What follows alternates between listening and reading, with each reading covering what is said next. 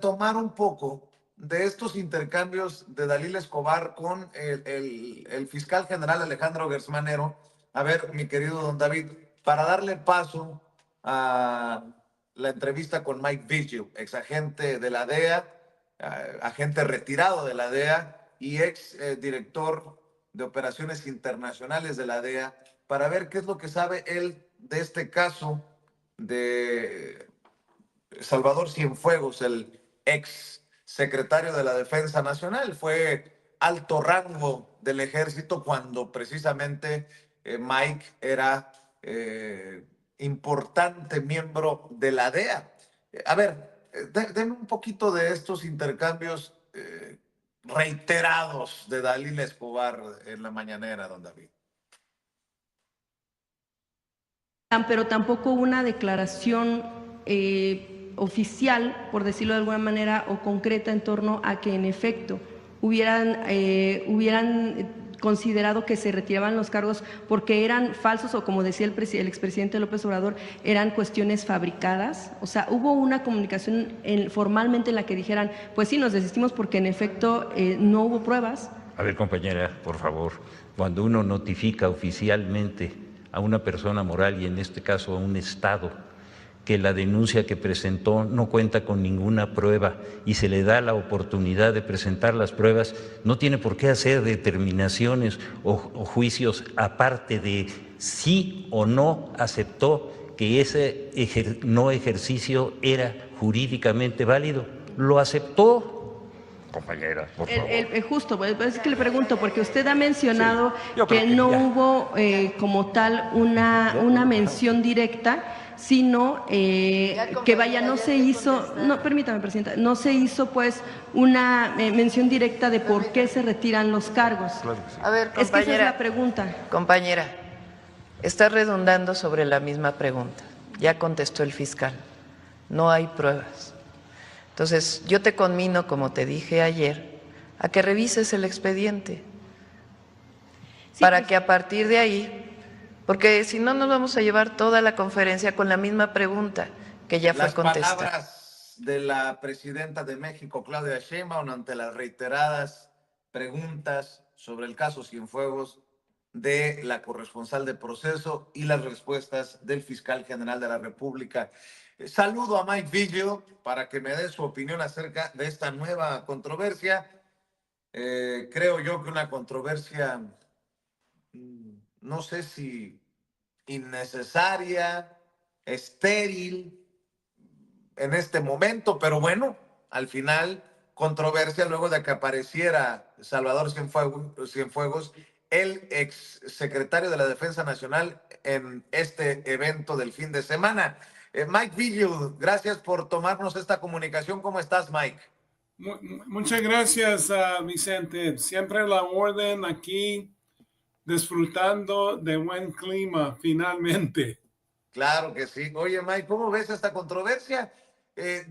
Lo dijo el presidente Andrés Manuel López Obrador, se desmorona el caso contra Cienfuegos. Las autoridades de Estados Unidos enviaron las presuntas pruebas, no había para más, de acuerdo a lo que dice el fiscal general de la República. Fue el gobierno de Estados Unidos el que solicitó a un juez que se desestimara el caso, no fue el gobierno de México. ¿Cómo ves este caso, Mike Vigil? ¿Qué es lo que sabes? Mira, Vicente, te lo voy a poner en esta manera. Que la DEA comenzó a investigar un grupo que se llama H2. H2 eran un grupo que estaba encabezado por Juan Francisco Patrón Sánchez, que lo llamaban H2. ¿Por qué? Porque él estaba trabajando con los Beltrán Leivas, pero en 2008 fue detenido Alfredo Beltrán Leiva, el Mochomo. El año siguiente, en 2019, abatieron a Arturo Beltrán Leiva, el líder de los Beltrán Leivas, y luego quedó Héctor Beltrán Leiva, que le decían Don H. Y él fue capturado en San Miguel de Allende. Y entonces se fragmentó el cartel de los Beltrán Leivas. Entonces, este patrón Sánchez, H2, tomó control de un grupo y ellos se llamaban H2, el cartel de H2. Y ellos estaban hablando y la DEA estaba interceptando llamadas telefónicas, no en México, aquí en los Estados Unidos, donde miembros de ese cartel usando BlackBerry estaban comunicándose. Y siempre hablaban de una persona, el padrino, no usaban el nombre real.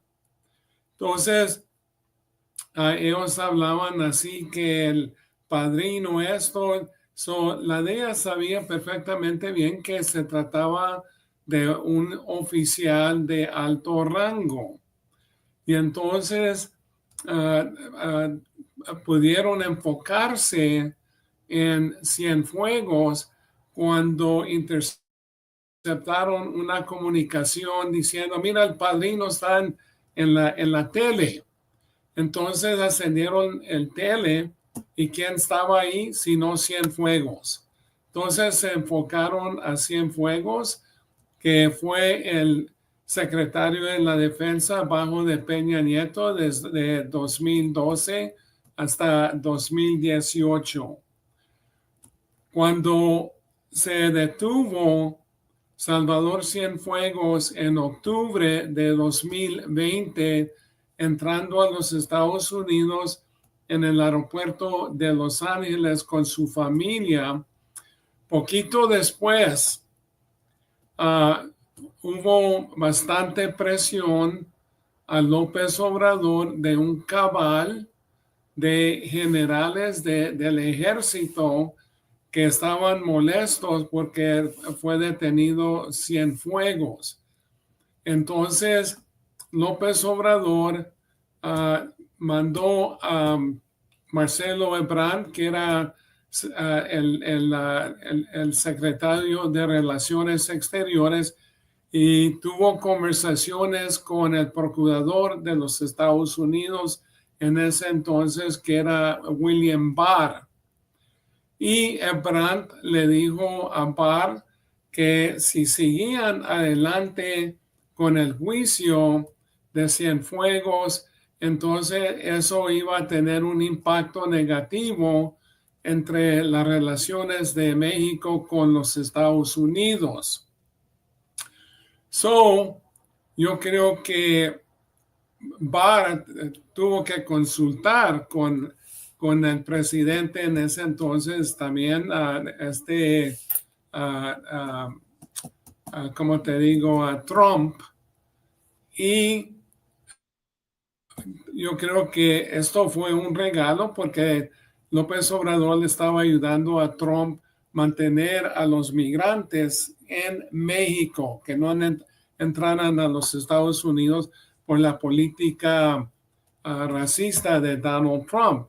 Entonces, el procurador Barr habló con la juez Carol Bagley Amon en Nueva York, que tenía el caso de Cienfuegos, y ella dijo que pues yo comprendo mantener estas relaciones, pero en mi opinión ustedes tienen un pájaro en la mano. Y ella sabía perfectamente bien que si llegara a juicio, que era muy probable que lo iban a condenar, porque aquí en los Estados Unidos, al lado federal, Vicente, tenemos un éxito de 95% en los juicios, teniendo éxito en los juicios que llevamos a cabo. A ver, Mike, dice el fiscal general de la República que las pruebas contra Salvador Cienfuegos, el caso Cienfuegos se caía. No, te voy a llegar a eso. Entonces regresaron a Cienfuegos, a México, con la promesa del gobierno mexicano que lo iban a investigar.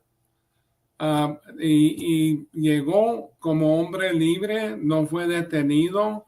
Y luego, después de 2 meses, dijeron que no había pruebas, que habían hecho una investigación. ¿Cómo es posible que hagan una investigación de esa magnitud en 2 meses? Entonces, publicaron alguna, y te digo eso, alguna de la evidencia, se lo pasaron a la prensa y eso era en violación del Tratado de Asistencia Legal. Pero nunca se mandó la mayor parte de la evidencia porque nosotros, adentro de la DEA, cuando estamos llevando a cabo una investigación, ponemos todo en informes de investigación, lo que se llama la forma DEA 6. Y no mandaron nada de eso, simplemente porque estaban preocupados que se podía filtrar a la prensa, que se podía filtrar y podían identificar agentes de la DEA, a fuentes de información, informantes, aunque se utiliza, nunca se utilizan los nombres en estos informes, nada más un código, pero en el informe, si lo lees, se pueden enterar quién fue el informante. Esto causó muchos problemas, pero después de que fue liberado, porque entonces pasaron una ley en el Congreso que la DEA no podía trabajar conjuntamente en el campo con los agentes de México. Y aparte de eso, que tenían que entregar toda la información que desarrollaban. Y eso es algo difícil porque eso puede comprometer operativos, investigaciones, informantes y agentes de la DEA. Segundo, que cualquier oficial que tenía comunicación con la DEA tenía que hacer un informe cada vez. Y eso, ¿quién va a querer hacer un informe cuando tienes bastante comunicación con elementos de la DEA? Entonces no van a contestar sus teléfonos. Y si tienes un operativo táctico, por ejemplo, que viene un avión de Barranquilla, Colombia, a México, y no te puedes comunicar con alguna persona, entonces eso va a fracasar. Tercero, quitaron la inmunidad diplomática a todos los agentes. Y se trata de esto, que obviamente todos son inocentes hasta que los hayan culpables. Esto es importante, Mike, lo que estás mencionando, la presunción de inocencia. Todos son inocentes hasta que se hayan o los hayan culpable. Porque estamos, fíjate, Mike, en los Estados Unidos. Pero es que esto es importantísimo, Mike. Creo yo que el planteamiento que hace la corresponsal de la revista Proceso y algunos señalamientos que hacen desde el periodismo algunos compañeros, colegas, es que no hay una declaración de inocencia de Salvador Cienfuegos en este anuncio de que iba a regresar y que lo iban a dejar en manos de las autoridades mexicanas. Pero tampoco hay una declaratoria de culpabilidad sobre Salvador Cienfuegos y no estoy defendiendo a Salvador Cienfuegos, pero lo que entiendo es que tú me estás diciendo que consideras que no es una blanca palomita el personaje, pues, pero no, así como no hay alguien que lo declare inocente, salvo que no hay un caso fuerte, pruebas contundentes, diría el fiscal general de la República, tampoco hay algo que lo declare culpable. Sí, siempre va a haber esa duda. Siempre va a haber esa duda que como no fue por el proceso de la justicia aquí en los Estados Unidos, siempre va a haber esa duda de inocencia o culpabilidad. Pero aquí también es importante mencionar que hay un proceso, porque también dijeron, hubo declaraciones que la DEA había fabricado este caso. La DEA nada más investiga estos casos, desarrollan la evidencia, eso se pasa al fiscal federal, a un fiscal federal, y él hace la determinación si es inocente o culpable o se necesita más evidencia. Y luego esa evidencia se presenta a un gran jurado que consiste de 22, 25 miembros de la comunidad y ellos deciden si van a hacer una acusación formal, lo que nosotros llamamos indictment. Y si ellos deciden, entonces ya con eso es acusado y luego de ahí obviamente tienen un juicio de 12 personas que van a decir si va a ser condenado o no. Pero como lo pones perfectamente bien, nunca se va a saber porque no se sometió a un juicio. Pero a ver, Mike, tú eres un personaje que se ha desvivido en elogios por Claudia Sheinbaum. Tú has reconocido también la labor en algunas cosas del expresidente Andrés Manuel López Obrador. Pero lo que tú planteas es que de alguna manera se metió la mano para proteger a Cienfuegos. Bueno, es que, como te digo, que López Obrador no tenía ningún problema que llegara a juicio a Cienfuegos, pero yo creo que él recibió mucha presión de los militares, porque inicialmente no hizo ningún comentario López Obrador, pero ya cuando recibió presión de los militares, entonces ya con eso coordinó con Marcelo Ebrard para que hablara con el procurador de los Estados Unidos.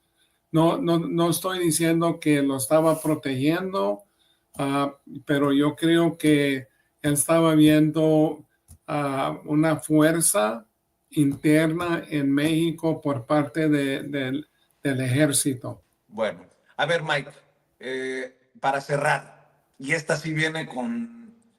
¿Te acuerdas de Fernando Valenzuela cómo tiraba el screwball? Este planteamiento sí va con curva. A ver qué te parece, a ver qué respondes, qué reflexionas. Hoy el secretario de Seguridad Federal, Omar García Harfuch, aseguró que uno de los miembros del cártel de los Chapitos, esta fracción del cártel de Sinaloa, que fue detenido en las últimas horas, podría ser el piloto que llevó secuestrado a Ismael Zambada el mayo a Estados Unidos. ¿Cómo ves esta situación y por qué entonces Estados Unidos se seguiría negando a dar la información que le ha solicitado el gobierno de México? Hablando de esta relación que tú dices de alguna manera sirvió para que regresara Cienfuegos a México, ¿no le resultaría más fácil a Estados Unidos decirle a México que esta fue una operación piloteada directamente por el hijo del Chapo Guzmán? ¿O por qué tanto sigilo? ¿Por qué tanto secreto? ¿Por qué? ¿Por qué? ¿Por qué una novela en torno a esto? Sí, no sé por qué no le han pasado alguna información a México, pero como dijo el embajador de los Estados Unidos, Ken Salazar, no hubo participación de los Estados Unidos en el secuestro de Mayo Zambada. Aparte de eso, sí había comunicación con Joaquín Guzmán López, que estaba negociando entregarse a los Estados Unidos. Y también participaba Ovidio Guzmán, el hermano de Joaquín Guzmán López, en los Estados Unidos para un beneficio para los dos. Entonces yo creo que al último momento se presentó esta oportunidad de capturar a Mayo Zambada. Yo desconozco el nombre del piloto, si era mexicano, que yo creo que sí era, pero yo creo que no han dado ese nombre para que no se vaya filtrando a medios de comunicación y ponerlo en peligro. Pero esto no se usó ningún recurso de la DEA en México ni aquí en los Estados Unidos. Pero a ver, Mike, esto es lo que no llego a entender. ¿Por qué creeríamos, y no te estoy de alguna manera poniendo en tela de juicio a ti, sino esta versión de que se cooperó entre México y Estados Unidos para regresar a Cienfuegos, pero no se coopera con México para definir qué pasó con el Mayo Zambada? O sea, es una incongruencia, es ilógico, ¿no? Sí, es la preocupación, Vicente, de que se vaya a filtrar esa información que se le pasa a la autoridad mexicana. Te voy a hablar de un caso. Yo cuando estaba comisionado en la Ciudad de México, se comunicó el gobierno, las autoridades del gobierno suizo conmigo y me comentaron que una mujer y un hombre estaban en un banco suizo tratando de sacar millones de dólares de una cuenta bancaria. Y se identificaron como la esposa de Raúl Salinas de Gortari y su cuñado de Raúl Salinas de Gortari. Y tenían un pasaporte con la foto de Raúl Salinas de Gortari, pero bajo de otro nombre, y se me hace que el apellido que estaba usando o usó en el pasaporte era González. Entonces, esa investigación se llevó a cabo. Yo comencé a coordinar con la PGR y yo estaba en casa, eran como las 10 de la noche y me llamaron de la Procuraduría que necesitaban de información que tenía la DEA contra de Raúl Salinas y esa cuenta bancaria. Solo que fui a la oficina de la embajada y puse mucha de esa información. No la puse en una hoja que decía la DEA y no lo firmé en mi firma normal, nomás lo escribí así, porque yo estaba también preocupado que se iba a filtrar esa información. Se la llevé a la Procuraduría y luego unas cuantas semanas después salió en todos los periódicos de México. A ver, Mike, esto yo no lo sabía de ti. Me estás diciendo que a ti personalmente te avisaron del caso Raúl Salinas y el intento de sacar la lana en Suiza y que tú fuiste el que alertó a las autoridades. Sí, totalmente. A ver, esto ya se había dado a conocer, Mike, porque yo no lo recuerdo como tal. Sí, yo fue el que coordiné todo eso con Suiza y luego también con la PGR. No, pues seguro no estás en la lista de favoritos de el hermano incómodo Raúl Salinas de Gortari y de todos estos corruptos, Mike Figgio. No, yo he estado en muchas cosas, Vicente, muchas cosas. ¿Y qué pasó después? Se da a conocer a la prensa y se da a conocer el documento que tú enviaste. Sí, salió en la prensa. Salió en la prensa. Y si me acuerdo bien, fue detenido Raúl Salinas, estuvo encarcelado y luego después salió y ya no sé en dónde está, si todavía está en México. Yo sé que Raúl Salinas se fue a Irlanda, pero tampoco ya no sé, perdí. Carlos era el que estaba en Irlanda. Raúl Salinas cuando regresó andaba en una camioneta BMW de esas grandes, lo recuerdo perfecto, o un auto muy lujoso BMW.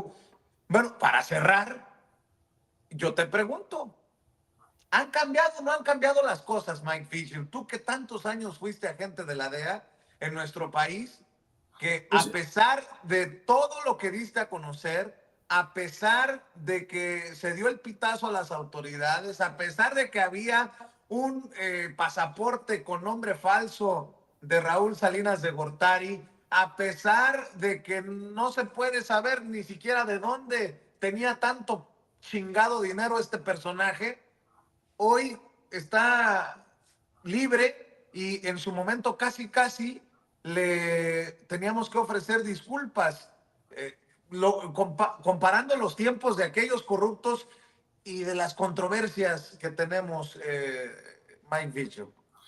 Mira, yo tengo mucha confianza en Claudia Sheinbaum.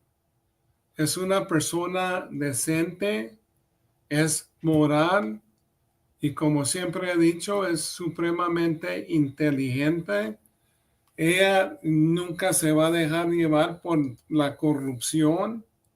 Yo sé que es una persona que odia a oficiales corruptos. Nunca salió nada de la presidenta Sheinbaum cuando fue gobernante de la Ciudad de México y yo creo que ahora está enfocada, es una mujer valiente que no se deja llevar por la intimidación del criminal Donald Trump. Es una mujer firme, fuerte y espero mucho de ella para que México siga avanzando. Mike Vigil, tú sabes que aprecio mucho que hables con nosotros sin censura.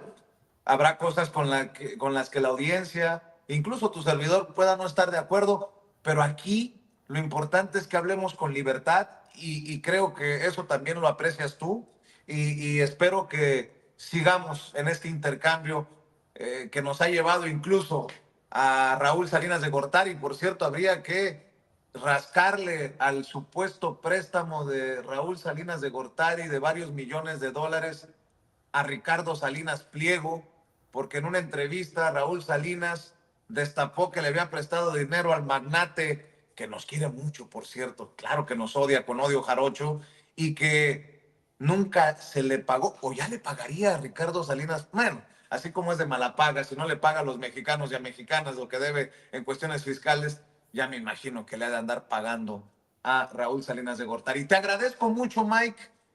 ¿Algo más con lo que te quieras despedir? Sí, saludos al pueblo mexicano, quiero mucho a México y te felicito de nuevo, Vicente, por todo lo que haces para el pueblo mexicano, informándoles y que ellos tengan conocimiento de muchas cosas que suceden, no nomás en México, pero al exterior, incluyendo los Estados Unidos, porque aquí también tenemos bastante corrupción, no somos un país limpio, especialmente ahora que tenemos a un criminal en la Casa Blanca que va a tener consecuencias así con fuerte golpe. Te agradezco mucho, Mike. Estamos al pendiente. Muchas gracias. Mike Vigil, ex agente de la DEA, retirado de la DEA y exdirector de operaciones internacionales de la Agencia Antinarcóticos de Estados Unidos, hablando, híjole, y ahora sí, hablando sin censura.